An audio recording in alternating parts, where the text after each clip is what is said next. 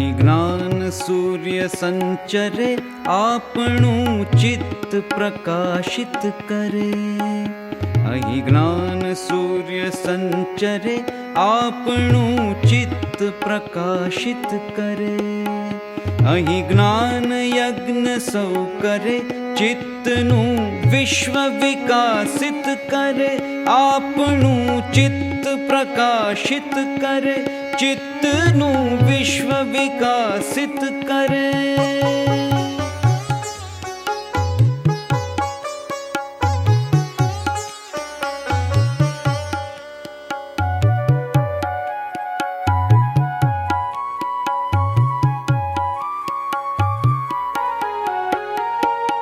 શબ્દ પ્રકાશે, અર્થ ઉજાશે. શબ્દ પ્રકાશે, અર્થ ઉજાશે, તર્ક મર્મના સહજ વિકાસે. જ્ઞાનામૃત નિર્ઝરે, અર્ઘ્ય સૌ સત્યદેવને ધરે. આપણું ચિત્ત પ્રકાશિત કરે, ચિત્તનું વિશ્વ વિકાસિત કરે.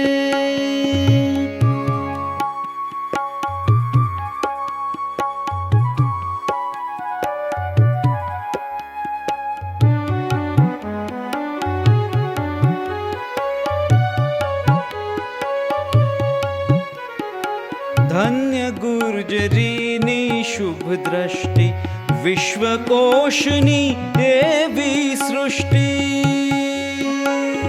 ધન્ય ગુર્જરીની શુભ દ્રષ્ટિ, વિશ્વકોશની એવી સૃષ્ટિ. તમસ તાપ સંહરે, અંતરે સુખ સમજણનું ઠરે. અંતરે સુખ સમજણનું ઠરે. અહીં જ્ઞાન સૂર્ય સંચરે, અહીં જ્ઞાન યજ્ઞ સૌ કરે.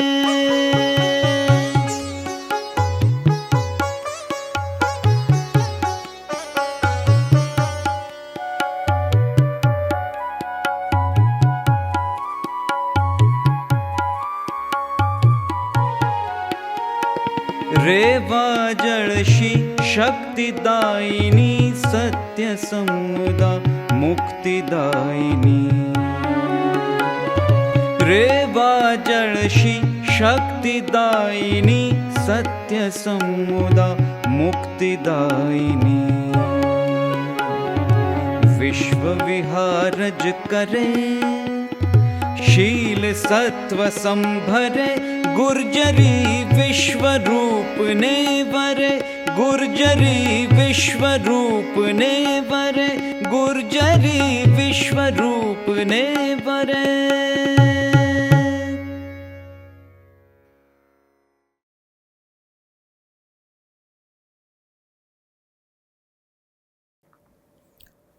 નમસ્કાર.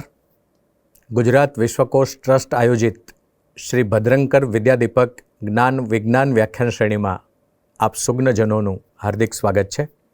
આજે આપણે આધુનિક કવિ અને ચિત્રકાર શ્રી ગુલામ મોહમ્મદ શેખની કવિતા વિશે શ્રી યોગેશ જોશીએ કરેલો વાર્તાલાપ સાંભળવા જઈ રહ્યા છીએ. આ વાર્તાલાપ સાંભળીએ પહેલાં કવિ શ્રી યોગેશ જોશીનો પરિચય કરાવવો મને સમુચિત લાગે છે. આધુનિક કવિ, નવલકથાકાર, વાર્તાકાર અને સંપાદક યોગેશ જોશીનો જન્મ 3 જુલાઈ 1955ના રોજ મહેસાણા જિલ્લાના વિસનગરમાં થયો હતો. એમણે MSc સુધી અભ્યાસ કર્યો હતો. ગુજરાતી સાહિત્ય પરિષદનું મુખપત્ર પરબના તંત્રી તરીકે અને ગુજરાત સાહિત્ય સભાના મંત્રી તરીકે પણ એમણે સેવાઓ આપેલી છે. હાલમાં પણ તેઓ ગુજરાતી સાહિત્ય પરિષદ સાથે સઘન રીતે સંકળાયેલા છે. 1988માં એમણે મોટીબા નામનું એક ચરિત્ર લખ્યું હતું, જે માટે તેમને નર્મદ સુવર્ણચંદ્રક પ્રાપ્ત થયો હતો. આ ઉપરાંત 1999માં એમને ધનજી કાનજી સુવર્ણચંદ્રક પણ પ્રાપ્ત થયો છે. યોગેશ જોશીની પ્રથમ લઘુનવલ સમૂડી 1994માં શબ્દસૃષ્ટિ સામયિકમાં ધારાવાહી રૂપે પ્રગટ થઈ હતી. આ સમૂડી નવલકથા મહેસાણાની લોકબોલીનો વિશિષ્ટ પ્રયોગ એમાં હતો, એના કારણે ખૂબ ધ્યાનાકર્ષક બની હતી. લેખકે આ લઘુ નવલને સરળ ભાષામાં લખી છે. ત્યારબાદ એમણે 1987માં જીવતર નામની નવલકથા લખી હતી, જેમાં એમણે 2 વૃદ્ધ સ્ત્રી પુરુષની લાગણીઓને વાચા આપી છે. બંને કૃતિઓમાં જે પ્રકારે એમણે બોલીઓનો વિનિયોગ કર્યો છે એ ધ્યાનાકર્ષક છે. તેમણે નહીતર 1994 અને આરપાર 1992 નામની 2 અન્ય નવલકથાઓ પણ લખી છે. 2001માં પ્રકાશિત થયેલી વાસ્તુ નામની નવલકથાને ગુજરાત સાહિત્ય અકાદમી, ગુજરાતી સાહિત્ય પરિષદ સહિતની અનેક સંસ્થાઓએ પુરસ્કૃત કરી છે. ભીના પગલાં 2004માં પ્રકાશિત થયેલી એમની એક અન્ય નવલકથા છે. યોગેશ જોશીના વાર્તા સંગ્રહની વાત કરું તો હજી એ કેટલું દૂર એ નામનો એમનો વાર્તા સંગ્રહ 1993માં પ્રકાશિત થયો હતો. એમનો એક અન્ય વાર્તા સંગ્રહ 2001માં અધખુલ્લી બારીના નામે પ્રકાશિત થયો છે. અજવાળું અજવાળું 1984, તેજસનો ચાસ 1991 અને જેસલમેર 2007 એટલા કાવ્ય સંગ્રહો એમણે આપ્યા છે. કેસુડાનો રંગ 1990, રામાયણના અમર પાત્રો 2002, ઈસપ નીતિ 2002, વિક્રમ વેતાળ 2004, સિંહાસન 32 2005 જેવા એમના બાળ સાહિત્યના પુસ્તકો પણ છે. અંતઃપુર 2002માં પ્રકાશિત થયેલો એમનો નિબંધ સંગ્રહ છે. મૃત્યુ સમીપે અને પતંગની પાંખે એમણે કરેલા અનુવાદિત પુસ્તકો છે. ગુર્જર પ્રણય કાવ્ય સંચય 1998, ગુર્જર ગઝલ સંચય 1998 અને 20મી સદીની ગુજરાતી કાવ્ય મુદ્રા 2007 એમના સહસંપાદનો છે. તો આવા બહુમુખી પ્રતિભા ધરાવનાર યોગેશ જોશી આજે આપણને કવિશ્રી ગુલામ મોહમ્મદ શેખની કવિતાનું દર્શન કરાવવાના છે. તો એમનું સ્વાગત કરીએ. નમસ્કાર. ચિત્રકાર કવિ ગુલામ મોહમ્મદ શેખની કવિતા એ પંચેન્દ્રિયથી પામવા માટેની કવિતા છે. એમની કવિતાને કેવળ આધુનિકતાના સાંકડા જાળિયામાંથી જોઈ ન શકાય. એમની કવિતાને ક્રિકેટ અમ્પાયરની જેમ એક જ જગ્યાએ ઊભા રહીને એક જ એંગલથી જોઈ ન શકાય. એમની કવિતાને અજંતા ઇલોરાની ગુફાના ચિત્રોની જેમ ચાલતા ચાલતા જોવી પડે. એમની કવિતાને કોણાર્ક કે ખજુરાહોના મંદિરના શિલ્પોની જેમ મંદિરની પ્રદક્ષિણા કરતાં કરતાં જોવી પડે. એમની કવિતા દૂરથી, નજીકથી તથા અંદર પ્રવેશને જોવી પડે. જે તે સ્થળ કાળની ફ્રેમની અંદર જઈને તથા બહાર દૂર જઈને જોવી પડે. એમના કાવ્યોના રંગોના શેડ જોવા માટે એમની કવિતાને પણ ચિત્રોની જેમ સવાર કે સાંજના સુકોમળ કુણા અજવાળામાં જોવી પડે. જેસલમેરની બપોરના ધોમ ધકતા તડકામાં જોવી પડે. પૂનમની, આઠમની કે બીજની રાતની ચાંદનીમાં જોવી પડે અને ઘટ્ટ અંધકારમાંય જોવી પડે. જેમ કે ઘાસનો રંગ સવારના તાજા ખીલેલા અજવાળામાં, બપોરના દઝાડતા તડકામાં, સૂર્યાસ્ત પછી આથમતા તડકામાં, સંધ્યાના આછા ઉજાસમાં ને રાત્રે ચંદ્રની અલગ અલગ કળાઓમાં અલગ અલગ દેખાય. અમાસના ઘટ્ટ અંધારમાં તો ઘાસના રંગની ભેજલ ગંધ કળાય ભળાય. શેખ સાહેબના કાવ્યોને પામવા માટે બધીએ ઇન્દ્રિયોને આંખમાં આણવી પડે.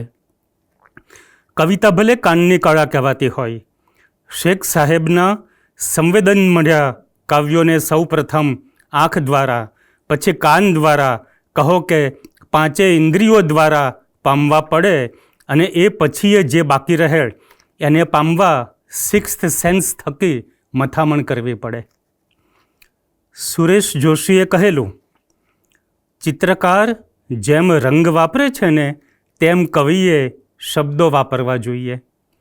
આ ચિત્રકાર કવિએ પણ રંગોની જેમ શબ્દોનો ઉપયોગ કર્યો છે અને માલાર્મે આગ્રહ રાખતા તેવી શુદ્ધ કવિતાની સજાગતા સાથે સ્થળ, કાળ, વાતાવરણ, હૃદયમાં સહજ જાગતા સંસ્કારો, સાહચર્યોનો કાવ્યમાં વિનિયોગ કર્યો છે. આ કવિની ભીતરના ચાકડે માટી ફરતી રહે છે, ગોળ ગોળ રેશમી તકતકતી. ને આ કવિની સર્જકતા મથ્યા કરે છે એને આકાર આપવા. ચિત્રમાં જેમ કેનવાસનું માપ નક્કી હોય ને એમાં રહીને લીલા રચવાની હોય, તેમ શેખ સાહેબના કાવ્યોમાંય મેદની વાત તો દૂર રહી, એક શબ્દ પણ વધારાનો ન મળે, એક શબ્દ પણ આઘો પાછો ન થઈ શકે. છંદ લય આત્મસાત કર્યા પછી એમણે નવા અવનવા રૂપ અરૂપ સાથે કામ પાર પાડવા છંદની કાંચોળી ઉતારી. આથી એમના અછંદસ કાવ્યોનો લય પણ ધ્યાનાર્હ બની રહે છે. એમની કવિતામાં અવકાશ પણ ચિત્રમાં હોય તેવો, વહેરી શકાય તેવો સાંપડે છે. અથવા અને કાવ્ય સંગ્રહમાં અર્પણ પછીના પાને ઉપરનો ભાગ કોરો છોડી છેક નીચે કવિ ઓક્ટાવિયો પાઝનું એક અવતરણ ટાંક્યું છે. The poem is language standing erect. Sheikh સાહેબના કાવ્યોમાંય તંગ ટટ્ટાર કાવ્ય ભાષા જોઈ શકાય છે. આધુનિકતા, શુદ્ધ કવિતા, અછંદસ, આદિમ આવેગ, કાવ્ય પરંપરાને આઘાત વગેરે સંદર્ભે શેખ સાહેબની કવિતા વિશે વિવેચકોએ એ કાવ્યો પ્રગટ થયા તે દાયકામાં વાત કરી છે. એ વાતના સૂરમાં મારો સૂર મેળવું છું. હા, શબ્દ થકી આદિમ આવેગ વ્યક્ત કરવામાં ઘેરા રંગનું એકાદ સ્તર જરી વધારે થયું હોય એવું પણ ક્યારેક લાગે છે. પણ પછી થાય આદિમ આવેગ તો સંયમના કાંઠા તોડે જ ને. ગુલામ મોહમ્મદ શેખની કવિતામાં પ્રવેશવા માટે થાય છે, ચાલો એમના ઘરમાં પ્રવેશીએ. બારણે હળવેકથી ટકોરા મારીને આવું એમ પૂછીને, અથવા તો નળિયાવાળા છાપરેથી ઘરમાં ઉતરતા ચાંદણાની જેમ, ને ઘર સાથે પરિવારનો પણ પરિચય મેળવતા જઈએ ને એમ કરતાં કરતાં અંગત અને સમગ્રને અખિલાઈમાં જોવા માટે મથીએ. ઘર વિશેની કાવ્ય પંક્તિઓ જોતા પહેલાં ઘેર જતાં માંથી ઉદાહરણ જોઈએ, જેથી ઘરના સંકુલ સંવેદન વિશ્વમાં પ્રવેશ થોડો સરળ બને. ઘેર જતાનો આરંભ જુઓ. ઘર છોડ્યા પછી પાછા જવાની ઈચ્છા કરવી તે પગમાં મૂળ ઉગાડી જાતને જૂની માટીમાં રોપવા જેવું છે. છતાંય ઘેર ગયા વગર છૂટકો નથી. પણ કયું ઘર? કોની પાસે જવાનું હવે? કેફિયતમાં ગુલામ મોહમ્મદ શેખ એમના ઘાંચીવાડના ખોરડાનું આમ વર્ણન કરે છે. બીજા ખોરડાની જેમ અમારુંય પાણાનું, ચૂને ધોળાય એવું 8 બારની 2 ઓરડીવાળું ઘર, છાપરે ખપાટિયા ઉપર નળિયા, એમાં થઈ આકાશના છીંડા પડે, ત્યાંથી શિયાળે ઉનાળે ગારની ભોંય પર ચાંદરડા પડે ને ચોમાસે રેલા. આ ઘર કુમાર સામયિકમાં પ્રગટ થયેલા એમના ગીત ખોરડુમાં કેવું ચૂવે છે એ જોઈએ. ફરી પાછું આ ખોરડું ચૂવે, એકબીજાને બાથ ભીડીને નળિયા રાતા પાણીએ રૂવે, આજ ફરી પાછું ખોરડું ચૂવે. બાળપણના ઘરની અને રેલગાડીની એમને એટલી માયા છે કે દરેક રેલગાડી કાં તો ઘરની નજીક જતી દેખાય છે અથવા ઘરથી દૂર. ઘરની ધ્રુવ રેખાની આજુબાજુ રેલગાડીઓ ભમ્યા કરે છે. તો આમ દરવાજો કરી આડો જરા બેઠો હતો ત્યાં, કાવ્યમાં કવિ આ ઘર ઉતારી કેવા ઘરની શોધમાં નીકળી પડે છે એ જોઈએ. હળવે રહી આ ઘર ઉતારી, તે ઘરે પેલા ઘરે, હજી પામ્યો નથી તેવા ઘરે નીકળી પડું. ઘરને આપેલ આ ઉપમા જુઓ, ચાંદરણાનું કલ્પન જુઓ. કાચના વાસણ સમૂહ ઘર ખણખણે, વાસણ ઉપરના વેલ બૂટે, પાતળી ઝીણી ચિરાડો ઠરકતી આ રવડતા અજવાસમાં, અને ચોપાસ ચાંદરણા, નર્યા ભરપૂર ચાંદરણા, બધા બેસી ગયા પેસી ગયા અક્કેક થઈને આંખમાં. પત્ની નીલિમા અને દીકરી સમીરાને ટ્રેનમાં મૂકીને ઘરે પાછા ફરતા આ કવિ કેવું સંવેદન અનુભવે છે એનું ઉદાહરણ જોઈએ. થોડી પંક્તિ. હંમેશા જનાર વ્યક્તિ જ જતી હોય એવું નથી. દરેક વિદાય વખતે વળાવનાર વ્યક્તિનો કોઈ અંશ ગાડી સાથે અચૂક ચાલી નીકળે છે. પાછો ફર્યો ત્યારે કોરા પરબીડિયા જેવું ઘર મને વીંટળાઈ વળ્યું. ઘેર જતાના અંગત નિબંધોમાં પણ એમનું ઘર કાવ્યરૂપ ધરીને વારંવાર ઉગી નીકળે છે. જેમ કે પહેલું ઘર તે શરીર, અંદર રહેવાનું ને બહારથી જોવાનું, અચંબો બેય બાજુ. પહેલાં તો જીવ અંદર પડ્યો લાગે, પણ અંદરનું ભળાય નહીં, કળાય ખરું. હરતું ફરતું ઘર આંગળે પમાય, ઘરની આંગળી જ ઘરને પામે. ઘેર જતાં ના અંતિમ નિબંધનું શીર્ષક સૂચવે છે તેમ શેખ સાહેબે ઘર ખોળ્યા છે, ખોયા છે અને મળ્યા પણ છે. રેસિડેન્સીમાં વરસાદ કાવ્યમાં ઘરનું ગતિશીલ કલ્પન જોઈએ. ઘર સજગ અડક ધરી સીનો ખડું, નિંગોળતું ઘર લૂમતું આકાશ બથમાં લઈ ઘડી ઊભું, અને પડવારમાં ફફડાવતું ઉડ્યું ગયું ઓપાર ઓપાર. આ સેન્દ્રિય અનુભવ જુઓ. અંધકારના ઉંબરે સરકતું સર્પવાન ઘર સંકેલી, પ્રવાહમાં પગ મૂકું છું ત્યાં ફરી પાછો નખથી નક્ષત્ર લગી ઝણઝણાટ. તો જેસલમેર ગુચ્છના ચોથા કાવ્યમાં ઘરનું દૂરથી ઝડપેલું ગતિશીલ કલ્પન જોઈએ. રણને છેડે બેઠેલા બધા ઘર મરેલા ઊંટોને કાંધે નાખી ચાલી નીકળ્યા.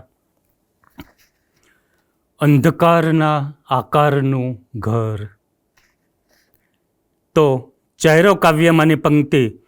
ગાભરો શબ્દ ઘર ભણી મૂકે દોટ ની જેમ આ કવિનો શબ્દ રંગને પીંછી પણ વારે વારે ઘર ભણી, પામ્યો નથી તેવા ઘર ભણી દોટ મૂકે છે અને ઘર વતનની નોળવેલ સૂંઘે છે, સાથે સાથે કલ્પેલી નોળવેલ પણ સૂંઘે છે. પાછા ફરતાં કાવ્યને આ પંક્તિઓ જુઓ, સાંભળો, સંવેદો. અને આટલે દાડે પાછા ફર્યા તો પણ આ ઘર અમને લેવા આગળ કેમ નથી આવતું? વળગણીએ ધ્રુજતી ખીંટી ઢીલી થઈ ઢોળી, ને ટીંગાતું ઘર લુગડાનો ગોટો વાળી, અમને નોંધારા મૂકી ઝાંપે જઈ ઊભું. આ વાંચતા ભાવકને નોંધારાપણાનો તીવ્ર અનુભવ થાય છે. કેવળ ઘર નહીં, ઘરની સાથે એમના કાવ્યોમાં પરિવાર તથા ઘર, વતન, સીમ, માટી, તડકો, અંધકાર આખો પરિવેશ કાવ્યરૂપ પામે છે. લાકડીના ટેકે ઊભી ક્ષિતિજને શેઢે મોતિયામાંથી મારો ખાટલો શોધતી માં. થીગડિયાળ કરચલિયાળ કોટમાં સ્વપ્નમાં ખાટલે આવીને ઊભેલા પિતા. ટ્રેનમાં વિદાય થતાં પત્ની નીલિમા, દીકરી સમીરા. બોલતા શીખતો પુત્ર કબીર. ઝઘડતા ભાઈઓ, મૃત્યુ, મસ્જિદ, પૈગંબર, ઈશ્વર, ભસતા કૂતરા, લાલ પ્રભાત, ભૂરી સાંજ, પીળી રાત, આકડાના ફૂલની જાંબલી ઘેરી આંખ, કથ્થાઈ બારીઓ, બદામી કોણીઓ, ગરમાળાના પીળા ફૂલ, શિરીષની ઝીણી કૂંપળો, લીંબોઈની ઉડતી ગંધ, પોતાના પડછાયા પર હિંચકતી છાપરાની બોગનવેલ, મધુમાલતી, રાતરાણી, આંબો, આસોપાલવ, જાસૂદ, લેલા, મેના, દેવચકલી, ટોચેલા સીતાફળ, અડધા મૂકી ઉડી ગયેલા પોપટ, કબર પરના થોર, કતલખાના, હરાયા ઢોર, ભોગાવો, ભાદર, લીમડાની બખલોમાં કીડીઓએ બાંધેલા કથ્થાઈ ઘર, છીંડામાંથી પ્રવેશતા ઘોર ખોદિયા, વીંછી, સાપ, ખિસકોલું ઝડપવા લપાયેલી બિલ્લી,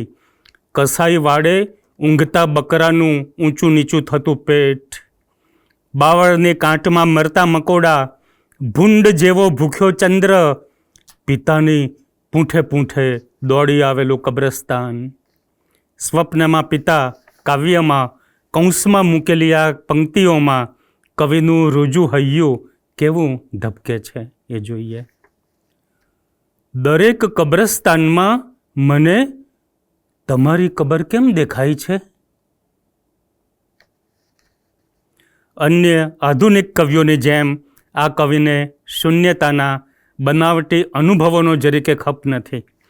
સર્જકની આંતરકથામાં પહેલાં અને હમણાં લેખમાં શેખ સાહેબે નોંધ્યું છે, દરેક કૃતિમાં આત્મવૃત્તાંત જોવાની વૃત્તિને સતેજ કરી છે. જાતે પામેલું ઝાઝું ઊંડું સ્પર્શે છે. વસ્તુધર્મી આયાસી પાઠ મોડા લાગે છે. ઘેર જતાં શેખ સાહેબે જન્મે જડ્યું તે ઘરના કાઠિયાવાડી કબીલાને તથા અડધી સદીના ઘર અને સંસારની સંગીની નીલુને અર્પણ કર્યું છે. જન્મે જડ્યું તે ઘર ઘાંચીવાડ સુરેન્દ્રનગરનું. તારીખ 16/2/1937 રોજ એમનો જન્મ સુરેન્દ્રનગરમાં ઘાંચી વહોરા કુટુંબમાં. માતા લાડુબેન, પિતા તાજ મોહમ્મદ, દાદા નથુભાઈ. ગરીબ પરિવાર. પિતાએ પહેલાં વઢવાણ કેમ્પમાં ટપાલીની નોકરી કરી, ત્યારબાદ લોખંડના સ્પેર પાર્ટ્સની દલાલી, પછી સુરેન્દ્રનગરમાં એક વહોરા શેઠના ડેલાનો વહીવટ. ભાગલા દરમિયાન વહોરા શેઠ પાકિસ્તાન ગયા એ પછી કામકાજ ઓછું થયું તેમ બાપુની મસ્જિદની મહોબત વધી. ઘરમાં મોટાભાઈ કાચ ઉપર ચિતરતા. મિલ સામેના ડેલામાં રહેતા મિલ મજૂર ફલજીભાઈ કાચ પર ચિતરતા. એમનો દીકરો ઉસ્માન ગુલામ મોહમ્મદનો ગોઠિયો એ દુકાનોના પાટિયા ચિતરતો. પિતા પાક્કા નમાજી. ગુલામ મોહમ્મદ માટે નમાજ પાણી ફરજિયાત. આખો રમઝાન મહિનો રોજા. મસ્જિદે બાંગ દેવાની. પહેલી અઝાન દેવા વહેલી સવારે મસ્જિદે પહોંચવાનું. કુરાન કસીદાના લાંબા રાગે પાઠ કરવાના. તેમાંથી લય પ્રાસનો એમને પાસ લાગ્યો હોય તો નવાઈ નહીં. માધ્યમિક શિક્ષણ સુરેન્દ્રનગરની NTM હાઈસ્કૂલમાં. શાળામાં એમને 1950ના ગાળે લાભશંકર રાવળ શાયરનો ગરોબો થયો. શાળામાં એમને રવિશંકરની ચિત્રશાળામાં ભણેલા એવા ચિત્ર શિક્ષક તુળજાશંકર ત્રિવેદી મળ્યા. આમ માધ્યમિક શાળામાં હતા ત્યારે ગુલામ મોહમ્મદ શેખે નોંધ્યું છે તેમ રવડતાં દવડતાં બાળ કાવ્યો ઘસડ્યા. થોડા છપાયા પણ ખરા. બાળકમાં અને કદાચ રમકડુમાં. રંગપેટી મળી તેમાં પીંછી બોળી ચિત્રો કરતો થયો. શાળાના ગોઠિયા દેવેન્દ્ર દોશી પાસેથી એમને શેર ઓ સુખન અને શેર ઓ શાયરી મળ્યા. એમાંથી એમને ગાલિબ તથા મીરનો પરિચય અને પરચો એક સાથે થયો. સંસ્કૃત લીધું, એમાંથી વેદની ઋચાઓ અને ઉપનિષદના સંવાદો મળ્યા. અનુષ્ટુપ, શિખરિણી, વસંતિલકા જેવા છંદોનો મહાવરો થયો. મીરા, નરસિંહ, કબીર અને રહીમમાંથી પણ ઘણું બધું એમની ચેતનામાં ઉતર્યું. શાયરના સહવાસે એમણે ગીત, ગઝલ, ગરબા અને સોનેટ પણ લખ્યા. છંદ લયનો પાકો રિયાઝ થયો. શાયર સાથે મળીને પ્રગતિ નામનું સચિત્ર હસ્તલિખિત સાપ્તાહિક, પછી પાક્ષિક બર્ડવુડ લાઇબ્રેરીમાં 2 વર્ષ લગી એમણે નિયમિત મૂક્યું. 1955માં તેઓ SSC પૂરું કરી રવિશંકર રાવળના સૂચનથી ચિત્રકળાના અભ્યાસ માટે વડોદરા આવ્યા. ત્યાં એમને જાણે નવું આકાશ મળ્યું, નવી આબોહવા મળી. કેફિયતમાં એમણે નોંધ્યું છે તેમ વિશ્વકળાનો પરચો થયો અને હમણાં લગી ચિતરેલું તે ધીમે ધીમે ભૂંસાયું, લખેલું તે ભૂલાયું. સૌથી વિશેષ તો સર્જનાત્મકતાનો વિકલ્પ ધાર્મિકતાના વાડા વળોટી ગયો. વિશ્વકળાના પરિચયે અને વિશેષ તો નવી કળાના ઉન્મેષે ઘણા બંધ બારણા ખોલ્યા. ચિત્ર જગતની ચેતનાએ કવિતાને બળ દીધું, છકાવી. સુરેશ જોશીના સાનિધ્યમાં રિલ્કે, સેન્ટ જોન પર્સ, લોર્કા, ઓક્ટાવિયો પાઝ તથા અન્ય લાતિન કવિઓની કૃતિઓનો ગાઢ પરિચય થયો. ઘેર જતામાં કેફિયતમાં એમણે નોંધ્યું છે, 8 વર્ષના વડોદરાવાસમાં જિંદગીનું ભાથું મળ્યું. સાહિત્યમાં સુરેશભાઈ, ભોગીભાઈ, પ્રબોધભાઈ, અનિરુદ્ધ બ્રહ્મભટ્ટ મળ્યા. નવી કવિતાની માંડણી થઈ, એ વિશ્વમાનવ અને ક્ષિતિજમાં છપાતી થઈ. બધા મિત્રો એ અરસામાં દર શનિવારે ભોગીભાઈ ગાંધીના ઘરે મળતા. એ દિવસોને યાદ કરતા શેખ સાહેબે યજ્ઞેશ દવેએ લીધેલી એક મુલાકાતમાં કહ્યું છે, મારો અનુભૂતિનો પિંડ પણ ત્યાં બંધાયો.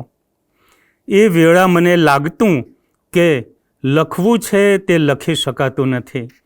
જુવાનીના જોશમાં તોડફોડના અખતરા કર્યા. ભાષામાંથી નવું નિપજાવવાનું કામ આક્રોશપૂર્વક થયું. એની પાછળ આ બધા બળો હતા. સુરેન્દ્રનગરના ઘાંચીવાડમાં જન્મેલા ઉછરેલા આ છોકરાને રંગ, પીંછી અને કલમ ક્યાં ક્યાં લઈ ગઈ. અતિથિ કલાકાર, art institute of Chicago, Civitella Ranieri center, Umbertide Italy, university of Pennsylvania, Philadelphia America, Montalvo California, fellow Delhi university, દેશ વિદેશમાં ચિત્ર પ્રદર્શનો, ચૂંટેલા ચિત્રોનું એક વ્યક્તિ પ્રદર્શન, જ્યોર્જ પોમ્પિદુ સેન્ટર, પારિસ, દેશ વિદેશમાં કળા વિષયક અનેક વ્યાખ્યાનો, કાલિદાસ સન્માન, રવિશંકર રાવળ પુરસ્કાર, રવિ વર્મા પુરસ્કારમ, પદ્મશ્રી, પદ્મભૂષણ, દિલ્હી અકાદમીનો એવોર્ડ, નરસિંહ મહેતા એવોર્ડ વગેરેથી તેઓ સન્માનિત થયા. નવોન્મેષ, એક સેકન્ડ, નવોન્મેષમાં સુરેશ જોશીએ સૌથી વધારે કાવ્યો, 6 કાવ્યો ગુલામ મોહમ્મદ શેખના લીધા છે. એમાંનું એક તે મારવાડનું ગામડું. સુરેશ જોશી જેવા વિશ્વ કવિતાના અભ્યાસી વિવેચકે જે કાવ્ય પસંદ કર્યું હોય એમાં પછી એક પણ શબ્દ આગો પાછો કરવાનો રહે. કોઈ કવિ એને ફરી ન છેડે, છંછેડે. પણ ગુલામ મોહમ્મદ શેખ એમના લખાણ, કવિતા, ગદ્ય વારંવાર મઠાર્યા કરતા. એ કવિતા પણ એમણે મઠારેલી. મઠાર્યા પછી પાઠફેર પછી, કાયા પલટ પછી જેસલમેર ગુચ્છના પ્રથમ કાવ્ય રૂપે એ રચના મૂકી એ આપણે જોઈએ. મરુથલે મોતી મઢ્યું આ નગર, એને ટોડલે ટોડલે મોર અને ભીંતે ફરે હાથી. ઝરૂખે ઝરૂખે પથ્થરનું હીર ભરત, બારીએ બારીએ બુઠ્ઠી તરવારોના તોરણ. સાંજના અજવાળે ભીંતો નારંગી ચુંદડીની જેમ ફરફરે. બારણે લોઢાના કડે 8 પેઢીના હાથનો ઘસરકો. ફળીએ ફરે 2-4 બકરા શ્યામ, ડેલી બાર ડેકાર દે કામઢું ઊંટ. વચલી વંડીએ સુકાય રાતાં ચીર, અંદરને ઓરડે ફુગાઈ ગયેલા અંધારે ફરફરે ઢીલી વાટ. લાલ ચટક ચૂલાની ઝાડ અને ચુંદડીના અજવાળે રોટલા ટીપતી સોનેરી કન્યા. આ કાવ્યમાં ચિત્રકારની નજરે કેવળ સ્થળ જેસલમેર જોવાયું નથી, પણ કવિએ જીવતરને પણ અવલોક્યું છે અને આગવી શૈલીથી જીવતરને નિરૂપ્યું છે. શૈલી, ભાષા અને સંરચના બાબતે આ કવિ અત્યંત સભાન છે. કવિતા સિંહ સાથેના વાર્તાલાપમાં એમણે કહેલું, મોટા ભાગના લોકો શૈલી અને ભાષામાં ભેદ નથી જોતા. શૈલીને જ એ ભાષા ગણી લે, લાકડાને ઝાડ માની લઈએ તેવું.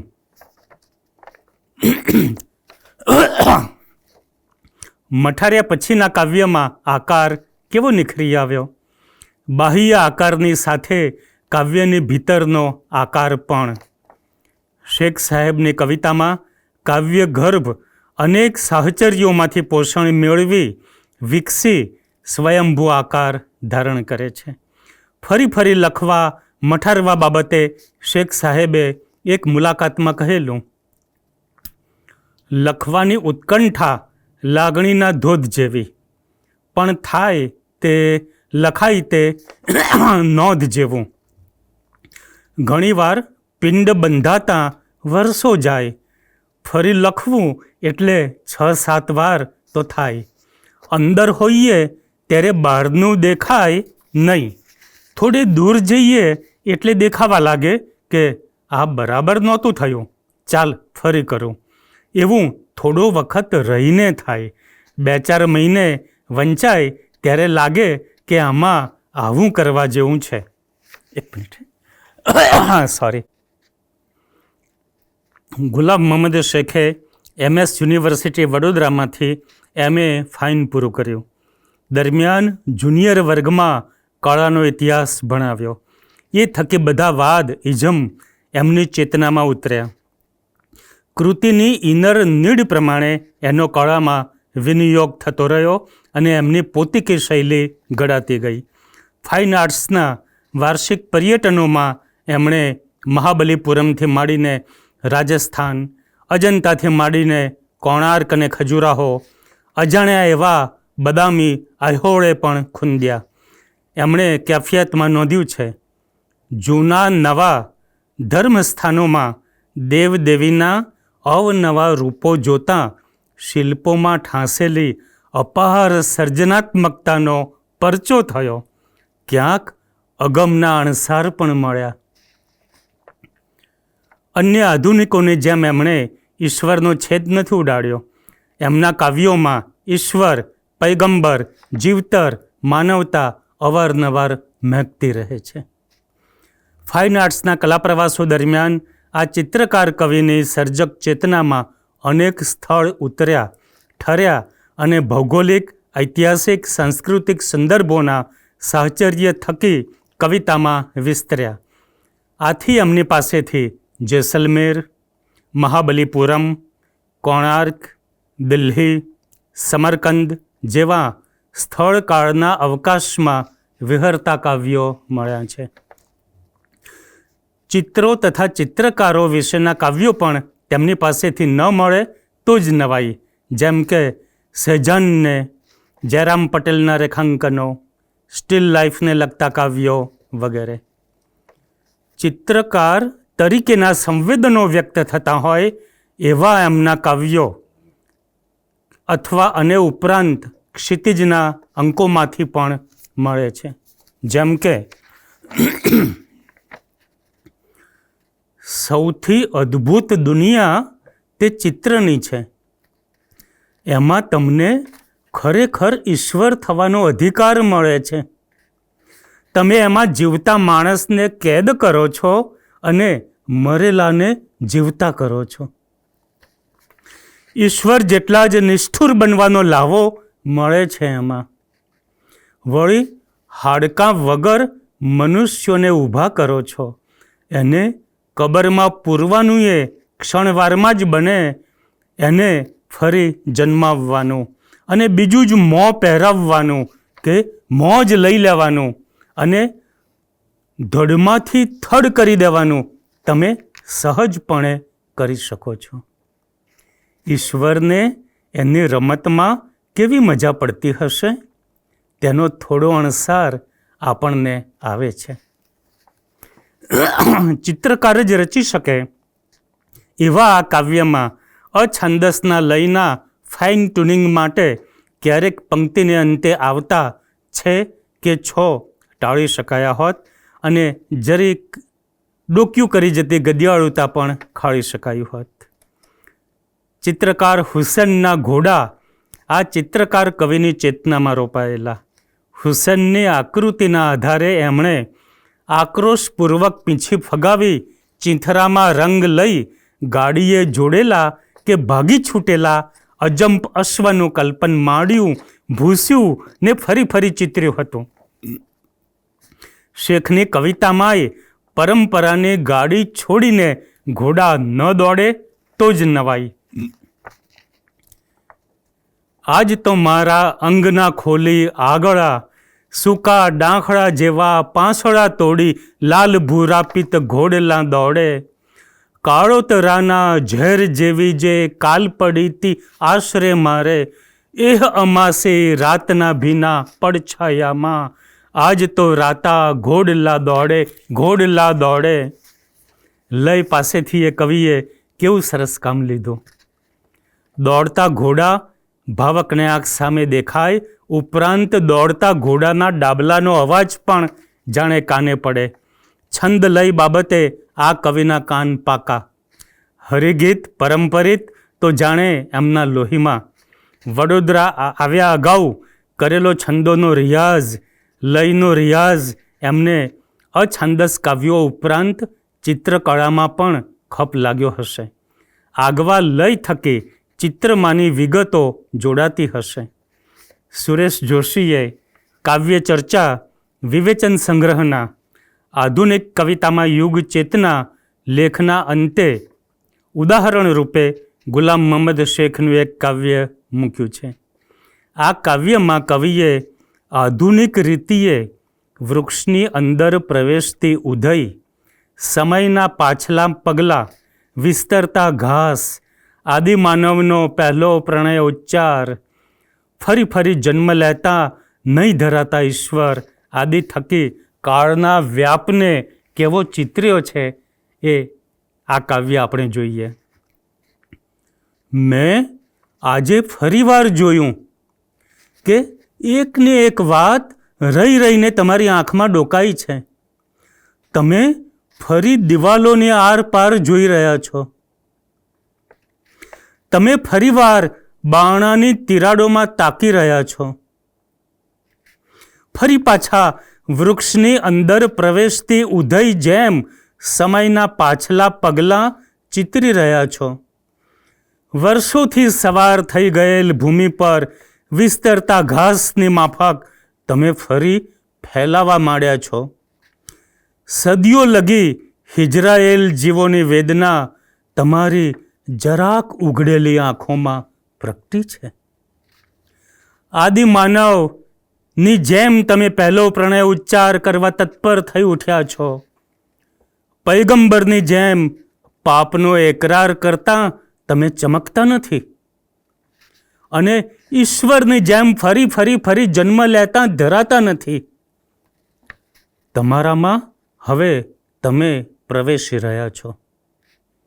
થોડો વખત ભલે તમે દૂર રહ્યા પણ હવે તમે નહીં જઈ શકો, નહીં. ગીવ પટેલ સાથેના વાર્તાલાપમાં શેખ સાહેબે કહેલું એ શબ્દયાત્રા સંદર્ભે પણ લાગુ પડે છે.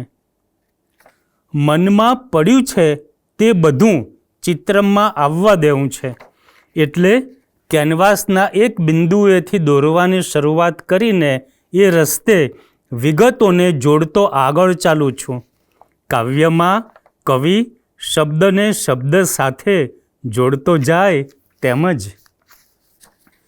હું ચિત્ર કોઈ એક વિગતથી માંડું પછી એ જાણે બીજી વિગતમાં વહેવા માંડે છે. તેથી અવકાશની ઉઘાડ બંધ થયા કરે. ત્યાં કોઈ સ્થળે એક વિગત બીજી વિગત સાથે ટકરાય તો બંનેની વચ્ચે આડશ આલેખવી પડે અને અવકાશને જુદા ચોકઠામાં ગોઠવવો પડે. આ બધું ધીમે ધીમે થયા કરે અને એમાંથી જ અવકાશની સંરચના સ્ટ્રક્ચરના રસ્તા ખુલે. ગુલામ મહમદ શેખ પાસેથી એમના કવિસ્વરની આગવી મુદ્રા ધરાવતા અનેક કાવ્યો મળ્યા છે, જે ગુજરાતી કવિતાને સમૃદ્ધ કરે છે, નવી દિશા પણ ચિંધે છે.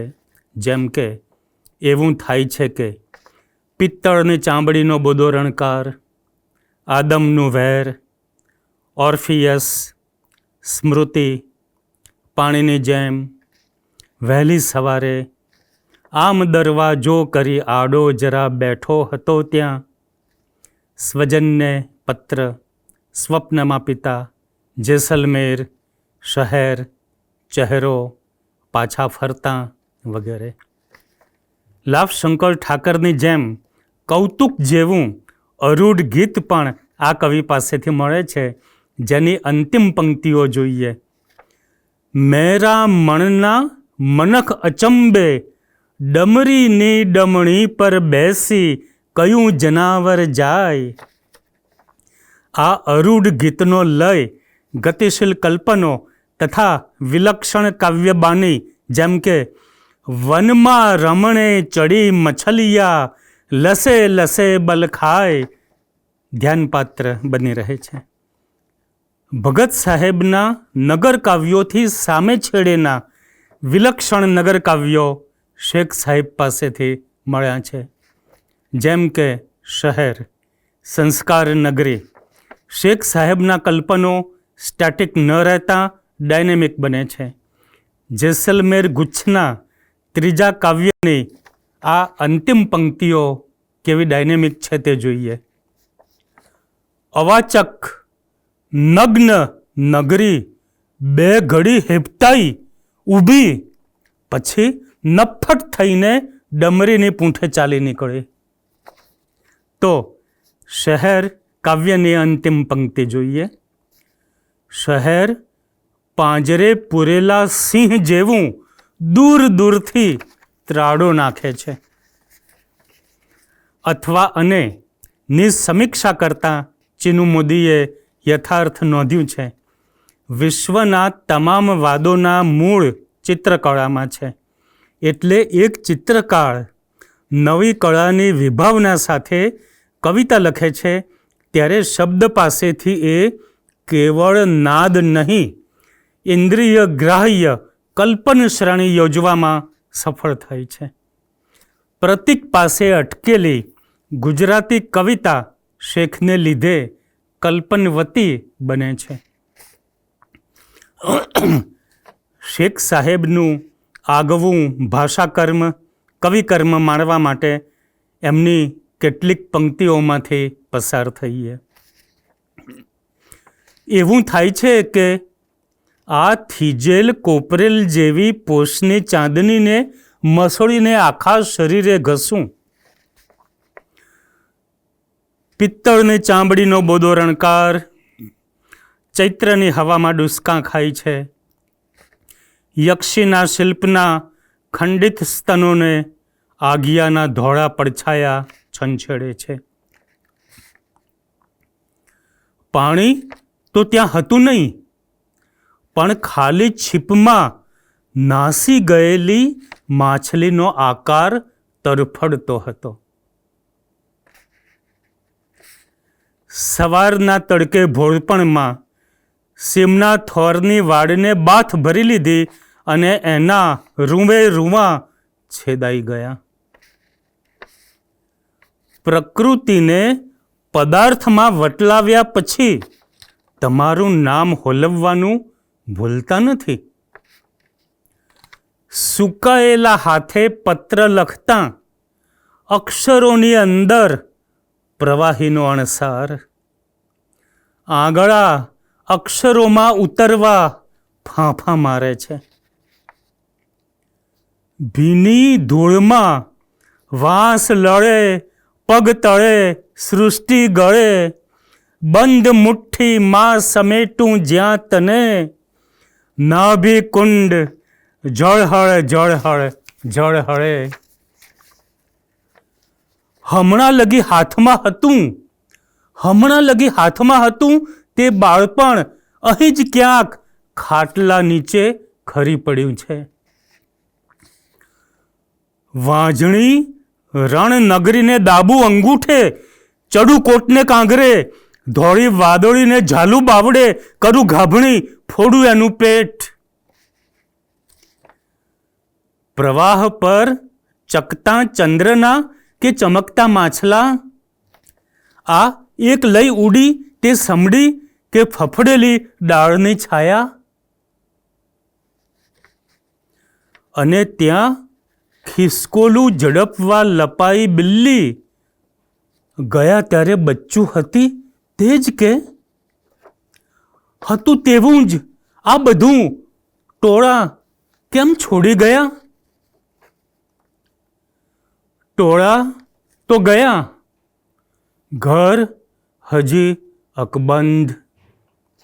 પણ આ વાસ શની? તાળું ખોલતાં જ ફોયણે ચડી, આગળેથી આગળે નકુચે લબડી, જાળી ને સળીએ સળવળી, દીવાનખાને ઢોલીએ ઢળી, ઠરી ઠામડે ચોંટી બધે ચીકણી, ચોંટી બધે ચીકણી, હવામાં હણહણી. આમ ગુલામ મહમદ શેખના કાવ્યોમાં ટટ્ટાર કાવ્ય ભાષા થકી સંવેદનો પ્રગટ થતા રહ્યા છે. કબર પર ઉગી જતા ઘાસની જેમ, કબર પર ચઢાવેલા ફૂલોની જેમ નહીં, કબર પર ઉગી જતા ઘાસની જેમ. બહુમાળી મકાનના કોઈ ફ્લેટની દિવાલે ફરી ફરી ઉગી નીકળતા પીપળાની જેમ, કાઠિયાવાડમાં પડતા દુકાળની જેમ. લાભશંકર ઠાકર જેમ શબ્દ બાબતે ડોલ શબ્દની કાણી રે, તેમ ગુલામ મહમદ શેખ પણ રૂપ અરૂપ, મૂર્ત અમૂર્ત, અકલા વિકલા વિશે ખૂબ વહેલા નિર્ભ્રાંત થઈ ગયેલા. એમણે નોંધ્યું છે, પશ્ચિમમાં થયેલા સાર્વજનિક દાર્શનિક ભૂકંપોથી આપણે ધ્રુજ્યા, એમાં પરંપરાના અનેક પુલો ફૂંકાઈ ચૂક્યા છે. આકૃતિ ધર્મી અને આવેગવાદી, અતિવાસ્તવ અને અસ્તિત્વવાદથી રંજાયેલી એ ત્રસ્ત સંવેદનાના આપણે સાક્ષી છીએ. સાદૃશ્ય અને અમૂર્તની અપરંપાર લીલા અને અકલા વિકલાના ખેલ પણ આપણે ભરબજાર જોયા છે. આમ શેખ સાહેબ પરંપરાના અનેક પુલોનો મહિમા પણ કરે છે. કવિઓ અને કલાકારો અમૂર્તને મૂર્ત કરવા માટે મથ્યા જ કરે છે, જ્યારે ગુલામ મહમદ શેખને મૂર્ત અમૂર્તના ભેદની પોકળતાની પાકી જાણ છે. કિશોર વયમાં થયેલા શરીરના સમગ્ર શિલ્પના અણધાર્યા સાક્ષાત્કારની વાત કરતા તેમણે લખ્યું છે, એકવાર ઘર શાળાથી ઘાંચીવાડ પાછા ફરતા પૂરજોશથી ફૂંકાતા ચોમાસી પવને સાયકલ ઘોડો થઈ ગઈ. ઘડી બે ઘડી આગલું પૈડું અધ્ધર રહ્યું ત્યારે પવનના જોરે શરીરના સમગ્ર શિલ્પનો અણધાર્યો સાક્ષાત્કાર થયો. શરીરથી પડેલા હવાના ખંડ અને ચોપાસની સૃષ્ટિનો વ્યાપ એકી સાથે ઝલાયા. મૂર્ત અમૂર્તના ભેદની પોકળતા એમ છતી થઈ. પિકાસોએ જેમ ચિત્ર સર્જનમાં અનેક શૈલી, વાદ, ઇઝમ, રીતિઓનો ઉપયોગ કર્યો તેમ ગુલામ મોહમ્મદ શેખ પણ કોઈ એક રીતિમાં પૂરાઈ રહે તેમ નથી. એમના ઘોડા તો કોઈ એક રીતિની ગાડી છોડીને દોડવાના. એમની ભીતરના મહેલની બધી જ બારીઓ, બધા વાદની બારીઓ ઉપરાંત પશ્ચિમની અને આપણી પરંપરાની બારીઓ પણ ખુલ્લી છે. પરંપરાના પુલો થકી તેઓ બધું જોડવા ઈચ્છે છે. ઉછીના અનુભવોને બદલે પોતાની સર્જક ચેતનામાં જે ઊંડે ઊંડે રોપાયું છે એને તેઓ શબ્દ દ્વારા, રંગ દ્વારા, પીંછી દ્વારા વ્યક્ત કરે છે. 1984માં એમણે પહેલાં અને હમણાં શીર્ષકથી આપેલ કેફિયતમાં નોંધ્યું છે, રીતિ મોહ ઘટ્યો છે અથવા બધી ભેળવવાનું, સાથે અજમાવવાનું રૂચે છે. એવું થાય છે અહીં જ બધા સમય સ્થળની ચોપાટ માંડું. ઘાંચીવાડના ઘરથી વડોદરાના હુલ્લડમાં કે દેશ વિદેશના રજોડપાટમાં અલપ જલપ કે ઊંડી ઉતારેલી દુનિયા ભેગી કરું. નકરી અનુભૂતિની ચોમેર વસેલી ભાષાની સહસ્ત્રેન્દ્રિયોને છેડું. સાવ અંગત અને સમગ્રને એકી સાથે આલેખવાની આ વેળ છે. કળામાં પરંપરાનો અને જીવતરનો એમણે વારંવાર મહિમા કર્યો છે. ગીવ પટેલ સાથેના વાર્તાલાપમાં એમણે કહ્યું છે, ધીમે ધીમે એ સ્પષ્ટ થવા લાગ્યું કે હું ખોળું છું તેની ભાળ કદાચ પારંપરિક ચિત્રો ભારતીય અને પશ્ચિમીમાં મળે એમ છે. ત્યારબાદ હું ઘણું રખડ્યો દેશમાં અને વિદેશમાં. મને ખાતરી થવા માંડી કે મેં અજમાવ્યા તે વિકલ્પોની મર્યાદિત સીમાઓને બદલે પરંપરાઓમાં પસંદગીઓનો પાર નહોતો. એ રસ્તે જીવતરને અવલોકવાના નવા પરિમાણો પણ લાદ્યા. એટલે મારી ત્યાર પછીની સફર કળા સોંસરવા જીવતર ભણી જ થઈ. કળા સોંસરવા જીવતર ભણી. કવિતામાં પણ શેખ સાહેબની આવી જ બીજી સફરની પ્રતીક્ષા છે. ગુલામ મોહમ્મદ શેખની શબ્દયાત્રા અને ચિત્રયાત્રા સાથે સાથે શરૂ થયેલી. કેટલાક સંવેદનો ચિત્રમાં પણ પ્રગટ થયા અને શબ્દમાં પણ, જેમ કે ઘર વિશેના સંવેદનો. લાંબા ગાળે ઘેર પાછા ફરતા ચિત્રમાં અને ઘેર જતાના ગદ્યમાં, તદુપરાંત કાવ્યોમાં પણ વારંવાર ઘર પ્રગટ થતું રહ્યું છે. શેખ સાહેબે રિટર્નિંગ હોમ ચિત્ર વિશેના પ્રશ્નના જવાબમાં કહેલું, હા, એ ચિત્રથી જ આરંભ થયો અને એ જ વિષય પર લખ્યું અને ચિતર્યું. શબ્દોની અને રંગોની દુનિયા એકમેકમાં વહેતી થઈ.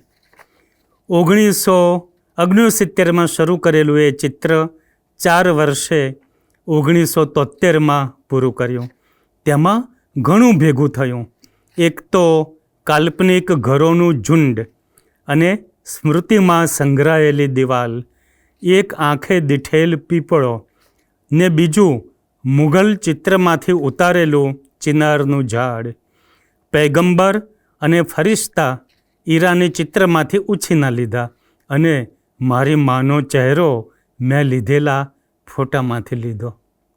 આમ અહીં અનેક ચિત્રો સમાયા અને વિસ્તર્યા.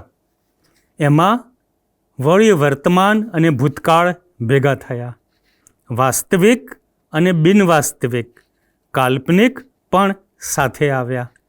ખરેખર તો ચિતરવાની અનેક તરેહો કે શૈલીઓ એકી સાથે અજમાવી કોઈ પણ જાતનો ગુનાહિત ભાવ ધરાવ્યા વગર. કબીર એમની સર્જક ચેતનામાં ઊંડે સુધી ઉતર્યા છે. એમણે નોંધ્યું છે, વર્ષોથી કબીર વારંવાર મારી સામે આવતા રહ્યા, વિવિધ રીતે, ક્યારેક સંગીત દ્વારા. કુમાર ગંધર્વ જ્યારે કબીરને ગાય ત્યારે શબ્દો પીગળી જાય. કુમારજીના ભજનો ઘણીવાર સાંભળ્યા અને મને વિચાર આવ્યો કે એ જો કબીર ગાઈ શકે તો મારાથી કબીરને ચિતરી ન શકાય. ચિત્રમાં શેખ સાહેબની કબીર શ્રેણી પ્રગટ થઈ. એ જોઈ આપણને થાય, ઘેર જતાં જેમ ચિત્રરૂપે અને શબ્દદેહે પણ પ્રગટ થયું તેમ શેખ સાહેબ પાસેથી કબીર વિષયક કાવ્યોનું એકાદ ગુચ્છ ન મળે. વિધાન પરિષદ ભવન મધ્યપ્રદેશ શાસન ભોપાલ માટે શેખ સાહેબે જીવન વૃક્ષ શીર્ષક અંતર્ગત 30 બાય 20 ફૂટનું મ્યુરલ કરેલું. પણ કવિતામાં એમની પાસેથી હજી દીર્ઘકાવ્ય મળવાના બાકી છે. ચિત્રકળામાં જેમ શેખ સાહેબની સફર સાતત્યપૂર્વક ચાલી તેમ તેમની કાવ્યયાત્રા પણ સતત વહેતી રહી હોત તો. આભાર.